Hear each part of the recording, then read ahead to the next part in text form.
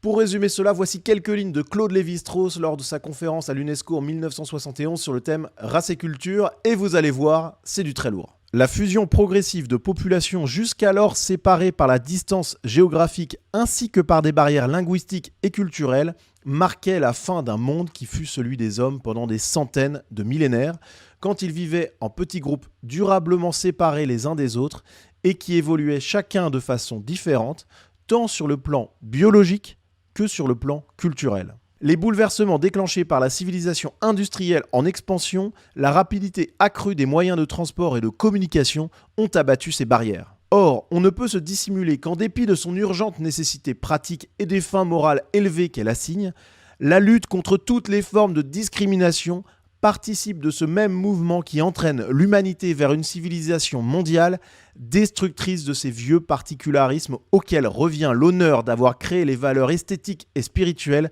qui donnent son prix à la vie et que nous recueillons précieusement dans les bibliothèques et dans les musées parce que nous nous sentons de moins en moins certains d'être capables d'en produire d'aussi évidentes. Sans doute nous berçons-nous du rêve que l'égalité et la fraternité régneront un jour entre les hommes sans que soit compromise leur diversité. Mais l'humanité devra réapprendre que toute création véritable implique une certaine surdité à l'appel d'autres valeurs, pouvant aller jusqu'à leur refus, sinon même leur négation. Les grandes époques créatrices furent celles où la communication était devenue suffisante pour que des partenaires éloignés se stimulent, sans être cependant assez fréquente et rapide pour que les obstacles indispensables entre les individus comme entre les groupes s'amenuisent au point que des échanges trop faciles égalisent et confondent leur diversité.